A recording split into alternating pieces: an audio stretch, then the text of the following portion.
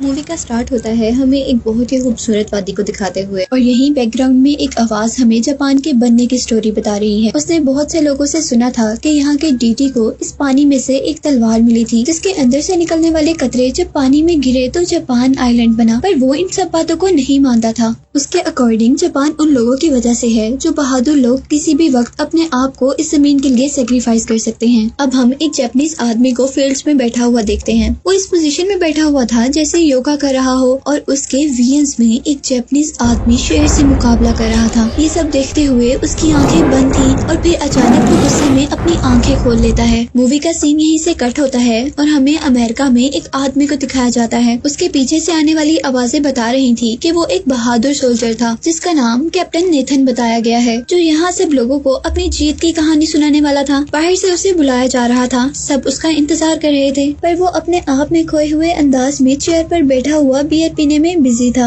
अब नेथन के बारे में बताने वाला आदमी उसके पास आता है और उससे कहता है कि मैं तुम्हारी इन आदतों से तंग आ चुका हूँ और कल से तुम काम पे मत आना और ये तुम्हारी आखिरी परफॉर्मेंस होगी। जिससे हमें पता चल रहा था कि नेथन अब एज अ परफॉर्मर काम कर रहा है और वो लोगों को एंटरटेन करने के लिए अपनी ही स्टोरी सुनाता है। जबकि काम से निकाल दिए जाने के बाद आज उसकी लास्ट परफॉर्मेंस है और अब वो स्टेज पर जाकर कहानी सुनाना शुरू करता है। वो बताता है कि मेरे हाथ में जो गन है इसने बहुत से मुल्कों को जीतने में हमारी मदद की है और साथ ही वो अपने साथ मरने वाले सोल्जर्स की भी स्टोरी सुनाता है। और फिर अचानक वो ये बताना शुरू कर देता है कि उसकी गन कैसे काम करती है। सब लोग एकदम से शॉक हो गए थे क्योंकि नेथन अब अपनी गन लोड कर रहा था और गन लोड करने के बाद वो इधर उधर अपनी गन को चला भी देता है, ये सोचे बगैर कि वो यहाँ पर किसी भी आदमी को लग सकती है। लकीली किसी को भी कुछ नहीं होता और नेथन क्राउड में अपनी गन फेंकता हुआ वहाँ से बाहर चला जाता है। नेथन की बैकग्राउंड स्टोरी ये थी कि वो एक अमेरिकन सोल्जर था जो कि इंडिया में ब्रिटिश गवर्नमेंट के साथ था और उसने अपने कैप्टन के कहने पर कुछ बेकसूर इंडियंस को मार दिया था, जिसका रिग्रेट उसे आज भी था। इसीलिए उसने अपनी आर्मी से जॉब भी छोड़ दी थी और अब वो एज ए परफॉर्मर काम कर रहा था, लेकिन आज उसे यहाँ से भी निकाल दिया गया था। अब यहाँ वो जैसे ही उस बिल्डिंग से बाहर निकलता है तो उसे एक बूढ़ा आदमी मिलता है जो उसे देखते ही क्लैप करना शुरू कर देता है। नेथन शायद उस ओल्ड मैन को पहचान गया था और वो उसे देखकर सोचता है कि क्या ये आज तक जिंदा है। वो ओल्ड मैन बहुत ही फ्रैंक वे में नेथन के गले में हाथ डालता है और उसे साथ लेकर चलते हुए एक जॉब ऑफर करता है। अब नेथन उससे जॉब के बारे में पूछ रहा था कि वो जॉब है कैसी, लेकिन वो ओल्ड मैन सिर्फ इतना ही कहता है कि ये जॉब खास तुम्हारे लिए ही बनाई गई है। और अब वो ओल्ड मैन उसे लेकर एक रेस्टोरेंट में आता है। रेस्टोरेंट में उसे अपने पुराने कैप्टन के साथ साथ जो कि अब कर्नल था, एक जापानीज कर्नल को भी दिखाया जाता है और उसे यहाँ पर इसलिए बुलाया गया था कि जापानीज कर्नल चाहता था कि नेथन उनके सोल्जर्स को ट्रेनिंग दे, जिस काम के लिए उसे बहुत से पैसों की ऑफर की गई थी। नेथन 1 मिनट के लिए वहाँ से उठकर चला जाता है और अब अमेरिकन कर्नल उसके पीछे आकर पूछते हैं कि बुराई क्या है, कितनी अच्छी तो जॉब है। और वो कहता है कि मैं $500 के लिए किसी बेकसूर को नहीं मार सकता, लेकिन हाँ शायद मैं तुम्हें मारने के लिए एक पैसा भी ना लूं। और यही कहते साथ वो जॉब भी एक्सेप्ट कर लेता है। जिसके बाद हम नेथन को अब जापान के सी पोर्ट पर देखते हैं जहाँ उसे एक ब्रिटिश ट्रांसलेटर मिलता है। वो उसे बता रहा था कि जापान के प्रेसिडेंट ने जापान की प्रोग्रेस के लिए दूसरे मुल्कों से जापान में बहुत से आर्किटेक्ट्स, इंजीनियर्स, डॉक्टर्स बुलाए हैं और अब वो जापान के लिए एक अच्छी आर्मी बनाना चाहते हैं और उस आर्मी के सोल्जर्स को ट्रेनिंग देने के लिए उन्होंने कई मुल्कों से वॉरियर्स बुलाए हैं, जैसे एक तुम हो। अब नेथन को जापानीज प्रेसिडेंट के पास लेकर जाया जाता है जो कि उसका इस जॉब को एक्सेप्ट करने के लिए बहुत ज्यादा थैंकफुल था। इसके बाद हम नेथन को उसकी जॉब परफॉर्म करते हुए देखते हैं जहाँ वो जापानीज सोल्जर्स को ट्रेनिंग दे रहा था। नेथन ने एक जापानीज सैमुराई कात्सुमोटो के बारे में बहुत सुना था क्योंकि वो अपनी खास ट्रिक्स और जंग में न्यू वेपन्स का यूज ना करने की वजह से काफी मशहूर था।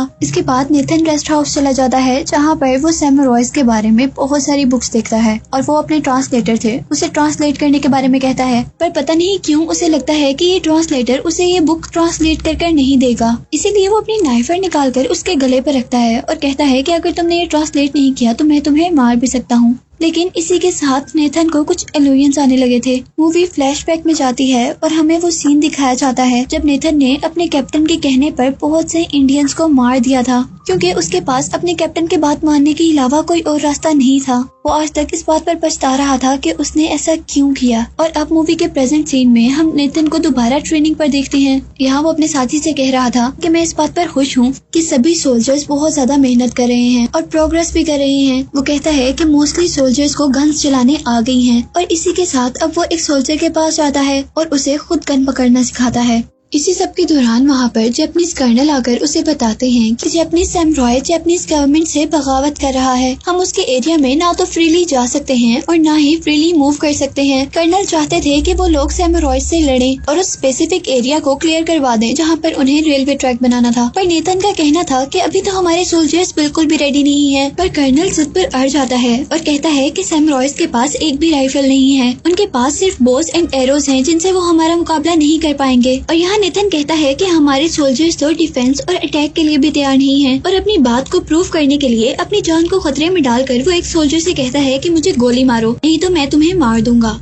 और जब वो सोल्जर उसकी बात नहीं मानता तो नेथन उसकी कैप को शूट करता है, जिससे वो डर कर गोली तो चलाता है पर वो गोली नेथन को नहीं लग पाती। और अब नेथन कर्नल से कहता है कि आप देख सकते हैं कि हमारे सोल्जर्स कितने तैयार हैं। कर्नल उसकी एक बात नहीं मानता। कर्नल अब उनको हुक्म देता है कि हम हर हाल में कात्सुमोटो से सुबह 6 बजे लड़ने जाएंगे। और अब वो कुछ लोगों को ट्रेन करके आगे बढ़ते हैं। नेथन अपने सोल्जर से राइफल तैयार करने के लिए कहता है। वो लोग कांपते हाथों के साथ राइफल पकड़े हुए थे और बहुत से लोग तो ये भी नहीं जानते थे कि उन्हें इस वक्त करना क्या चाहिए। और तभी सामने से सैमुराइज ने वहाँ पर अटैक कर दिया था। वो लोग अपनी राइफल से उन पर अटैक करते हैं, जिनसे काफी सैमुराइज तो मर जाते हैं। पर अभी उस सवार बहुत से सैमुराइज ने अपने बोस एंड एरो से उन पर अटैक कर दिया था। यहाँ काफी सारे सोल्जर्स तो भाग गए थे और सैमुराइज अब उनकी तरफ आगे बढ़ रहे थे। यहाँ एक बहुत बुरी जंग शुरू हो गई थी और ऐसा लग रहा था कि ये न्यू मॉडर्न राइफल्स इन सैमुराइज के आगे कुछ भी नहीं है। यहाँ नेथन के साथ तो सारे सोल्जर्स भाग गए थे, पर नेथन और उसका साथी सैमुराइज की तलवारों से लड़ रहे थे। और तभी एक सैमुराई नेथन के साथी को मार देता है, लेकिन नेथन हार नहीं मानता और वो घोड़े पर सवार सैमुराई से लड़ता रहता है। और अचानक डिस्ट्रैक्ट होने पर वो घोड़े से गिर भी जाता है, पर हार वो अभी भी नहीं मानता और वो सारे सैमुराई से लड़ता रहता है। सैमुराइज का लीडर ये देखकर बहुत ज्यादा हैरान था कि वो अभी तक इन सैमुराई से लड़ रहा था, जबकि उन सैमुराइज में से एक बड़ा सैमुराई नेथन को मारने के लिए आया था। लेकिन इससे पहले कि वो नेथन को मार पाता, नेथन वहाँ पड़े हुए स्पेयर से उसे पहले ही मार देता है, जिसे देखकर अब उसके इर्द गिर्द खड़े हुए सैमुराइज उसको मारने वाले थे। पर कात्सुमोटो उन्हें रोक देता है और अपने साथ उसे जिंदा ले जाने को कहते हैं। गांव आने पर कात्सुमोटो से उसका एक साथी पूछता है कि आपने नेथन को जिंदा क्यों छोड़ दिया और हमें यहाँ क्यों ले आए हैं। और तब कात्सुमोटो कहता है कि हमें आगे बहुत से लड़ाइयाँ लड़नी है और इस काम के लिए हमें अपने बहादुर दुश्मन से कुछ सीखना चाहिए। यहाँ कात्सुमोटो बेहोश नेथन की बुक देखता है, जबकि हमें दिखाया जाता है कि एक लेडी नेथन का इलाज कर रही है। और कुछ दिन बाद नेथन बिल्कुल ठीक हो जाता है और वो अपने रूम से बाहर निकलकर देखता है कि किस तरह ये सैमुराइज बगैर हथियारों के ट्रेनिंग ले रहे हैं और किस तरह वो एक पंचुअल लाइफ गुजार रहे हैं। और अब नेथन को कात्सुमोटो के पास लेकर जाया जाता है, जो कि एक टेंपल में था। जहाँ उनकी इन बातों के दौरान नेथन पूछता है, जंग के दौरान वो रेड सूट में कौन था जो मुझे मारने के लिए बड़ा था, और अब जो लड़की मेरा इलाज कर रही थी वो कौन है। और अब कात्सुमोटो बताता है कि वो लड़की जो तुम्हारा इलाज कर रही है वो मेरी बहन है, जबकि जंग के दौरान तुमने उसी के हस्बैंड को मारा था। वो अपने आप से सवाल करता है कि मैंने उसके हस्बैंड को मार दिया और वो फिर भी मेरा ख्याल रख रही है और इवन उसे खाना भी खिलाती है। अब कुछ देर बाद वो दोबारा टेंपल में जाता है और कात्सुमोटो से पूछता है कि तुम मुझसे क्या चाहते हो, और वो उसे सब सच कहता है कि वो जानना चाहता है कि उसके दुश्मन कैसे लड़ते हैं, उनके दुश्मनों को लड़ना कैसे सिखाया जाता है। वो उससे पूछता है कि जब तुमने इंडिया पर कब्जा किया था तो क्या तुम उस वक्त कैप्टन थे, और वो कहता है कि हाँ, मैं मिडिल रैंक कैप्टन था। ये सब बताने के बाद नेथन वहाँ से चला जाता है। वक्त गुजरता रहता है। नेथन यहाँ रहकर बहुत कुछ सीखता है। यहाँ पर नेथन को डिसिप्लिन कर्टेसी का असल मतलब पता चला था। वो देखता है कि लोग कैसे एक दूसरे की मदद करते हैं और कैसे वो लोग मिलकर ट्रेनिंग करते हैं। और यहाँ पर उसने सैमुराई का मतलब भी सीखा था, जिसका मतलब था खिदमत करना, जो कि वो सच में बहुत अच्छे से जानते थे। यहाँ पर नेथन एक बच्चे से कुछ जापानीज वर्ड भी सीखता है। रात में वो गाँव वालों के साथ एंजॉय कर रहा होता है कि तभी कुछ असैसिन्स उन पर अटैक कर देते हैं और अब नेथन गाँव वालों के साथ मिलकर उनसे लड़ता है। लेकिन तभी एक असैसिन नेथन को मारने वाला था और तभी उसे बचाने के लिए एक बच्चा वहाँ पर आता है, जिस बच्चे से नेथन की काफी दोस्ती थी और वो उसी लेडी का बेटा था जो लेडी उसका ख्याल रखा करती थी। वो बहुत ही बहादुरी का मुजाहरा करते हुए अपने फादर की स्वॉर्ड पकड़ता है और नेथन को बचा लेता है। यहाँ पर नेथन भी एक चाकू पकड़कर अपने दुश्मन को मारता है और दूसरे हाथ से उस आदमी को मारता है जो कि बच्चे को मारने वाला था। और अब नेथन और कात्सुमोटो दोनों मिलकर उन असैसिन से लड़ते हैं और उनको हरा देते हैं। अब नेथन का ख्याल था ये हमला जो हुआ है वो जरूर कात्सुमोटो को मारने के लिए जापानीज कर्नल ने करवाया है। अब क्योंकि नेथन सैमुराइज की हेल्प कर रहा था, इसीलिए कात्सुमोटो भी उसे अपना फ्रेंड मान लेता है।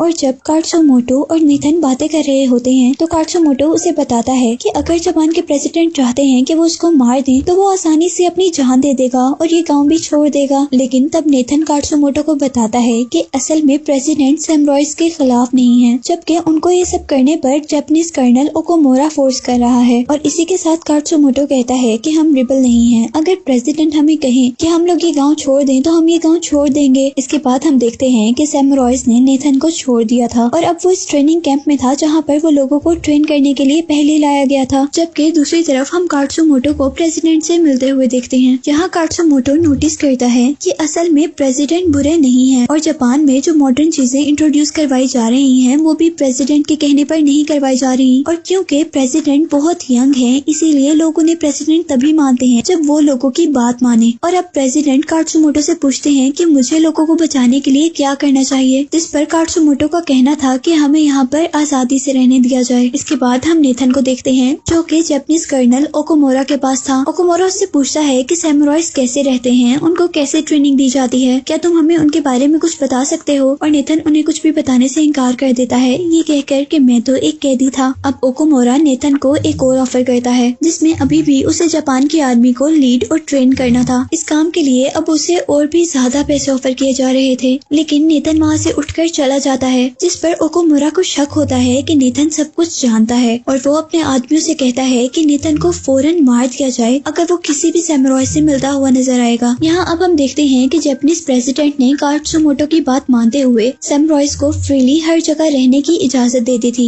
और हम उनको अब टोक्यो में भी देखते हैं जहाँ कात्सुमोटो अब जापानीज कौंसिल का एक पार्ट था। अब जैसे ही कात्सुमोटो मीटिंग रूम में आता है तो ओकोमोरा उससे तलवार बाहर रखने को कहता है और साथ ये भी कहता है कि अब तलवार को अपने साथ रखना अलाउ नहीं है। पर कात्सुमोटो उसकी बात मानने से मना कर देता है। वो कहता है कि जब तक मुझे प्रेसिडेंट नहीं कहेंगे मैं ये तलवार नहीं रखूंगा। लेकिन प्रेसिडेंट भी यहाँ कुछ नहीं बोलते और ओकोमोरा प्रेसिडेंट की तरफ से कात्सुमोटो को अरेस्ट करवा देता है। और अब हम कात्सुमोटो को एक न्यू रूम में देखते हैं जहाँ उसे एक आदमी नाइफ देता है और उसे अपने आप को मारने के लिए कहता है क्योंकि ये उसे सजा दी गई थी। जबकि नेथन अब अपना कॉन्ट्रैक्ट पूरा होने पर जापान को छोड़कर जा रहा था, लेकिन बाहर निकलते ही एक मिस्टीरियस आदमी उस पर अटैक कर देता है और नेथन उससे किसी सैमुराई की तरह अपना डिफेंस करता है। ये सब करने के बाद उसे खुद भी फील हुआ था कि वो एक सैमुराई बन गया है। अब यहाँ हम देखते हैं कि नेथन कात्सुमोटो को बचाने के लिए आता है और उसके पास आने पर उससे कहता है कि हमें यहाँ से चलना होगा। वो लोग जल्दी से वहाँ से बाहर निकलते हैं पर वहाँ से भागते हुए कुछ लोग उनको देख लेते हैं और उन पर अटैक कर देते हैं। सारे तो वहाँ से बच निकलने में कामयाब हो जाते हैं पर कात्सुमोटो का बेटा वहाँ पर फायर लगने से बेहोश हो गया था। नेथन उसे बचाने की कोशिश करता है लेकिन वो बहुत बुरी हालत में था और अपनी बेटी को इस हालत में देखते ही कात्सुमोटो की आंखों में आंसू आ गए थे। जहाँ कात्सुमोटो का बेटा उसे मरते हुए कहता है कि आपको जाना चाहिए और आप जिस काम के लिए बने हैं आपको अपना मकसद पूरा करना है। और अब कात्सुमोटो अपने बेटे को वहीं पर छोड़कर चला जाता है। सारे सैमुराइज वापस अपने गाँव आ गए थे और नेथन के साथ साथ वो सब लोग जानते थे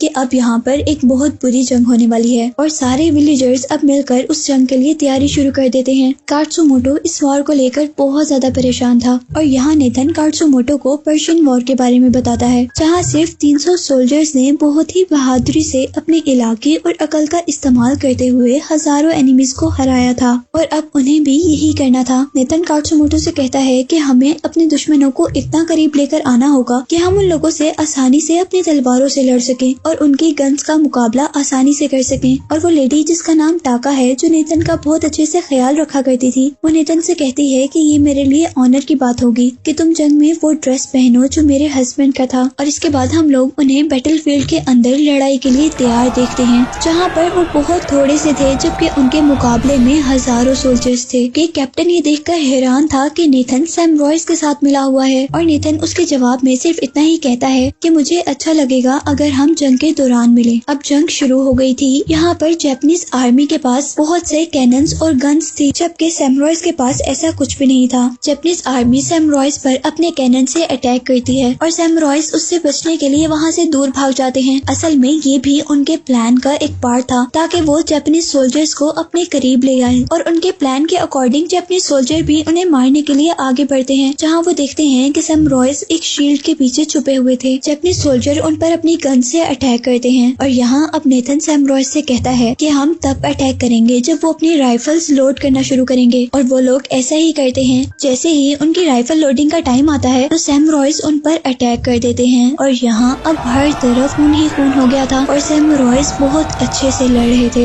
यहाँ क्योंकि जापानीज आर्मी बहुत ज्यादा थी और सैम रॉयस बहुत थोड़े, इसीलिए जापानीज आर्मी के मुकाबले अब वो लोग सिर्फ कुछ ही रह गए थे। वो लोग अपने आखिरी दम तक लड़ने का डिसाइड करते हैं और अब जंग के आखिर में कात्सुमोटो बहुत बुरी तरह जख्मी हो गया था। वो ये जंग हारने वाला था। यहाँ कात्सुमोटो को हार देकर जापानीज कैप्टन भी सबको फायरिंग रोकने का कहता है, जबकि कात्सुमोटो अपनी रस्म के अकॉर्डिंग नेथन के हाथ से अपनी ही स्वॉर्ड से अपने आप को मार देता है। ये सैम रॉयस का कस्टम था कि अगर कोई सैम रॉय जंग हारने वाला होता तो या तो वो खुद अपने आप को मार देता या सैम रॉय से ही अपने आप को मरवा लेता था। और यहाँ कात्सुमोटो ने अपने आप को नेथन से मरवाया था, जबकि मरते हुए उसकी आंखों में अपने गांव का स्प्रिंग का खूबसूरत मंजर था। सारे जापानीज सोल्जर भी कात्सुमोटो की डेथ पर रिस्पेक्ट में नीचे बैठ जाते हैं। अब यहाँ मूवी के लास्ट में हम देखते हैं कि अमेरिका जाने से पहले नेथन जापानीज प्रेसिडेंट के पास आता है और वो प्रेसिडेंट को कात्सुमोटो की स्वॉर्ड पेश करता है। लेकिन यहाँ ओकोमोरा प्रेसिडेंट को कहता है कि आप ये नहीं ले सकते क्योंकि नेथन एक दुश्मन है और आप दुश्मन के हाथ से कुछ भी नहीं ले सकते। जबकि नेथन प्रेसिडेंट को कात्सुमोटो की वो बात बताता है जब उसने कहा था कि अगर प्रेसिडेंट चाहेंगे तो वो अपनी जान भी दे सकता है। और अब प्रेसिडेंट को भी समझ आ गया था कि असल में ओकोमोरा वो इंसान है जो अपने बिजनेस को बढ़ाने के लिए उसे यूज कर रहा है। असल में जापान को मॉडर्न टेक्नोलॉजीज के साथ साथ अपने कस्टम्स की भी जरूरत थी और वो यहाँ पर कात्सुमोटो की स्वॉर्ड को एक्सेप्ट कर लेता है। और अब यहाँ पर वो अमेरिकन से किया गया वेपन्स का कॉन्ट्रैक्ट भी कैंसिल कर देता है और ओकोमोरा को वो अपनी बेवकूफियां बंद करने के लिए कहता है। और स्टोरी अब इस नरेशन के साथ एंड होती है कि नेथन के साथ क्या हुआ होगा। कुछ का कहना था कि वो अपनी जख्मों की वजह से मर गया होगा, जबकि कुछ के मुताबिक वो अमेरिका वापस चला गया होगा। लेकिन कुछ लोग ये नहीं जानते थे कि असल में वो सैम रॉयस के गांव चला गया था जहां पर वो हमेशा के लिए टाका से मिल गया था। और इसी के साथ ही एक्सप्लेनेशन यहीं पर एंड हो जाती है।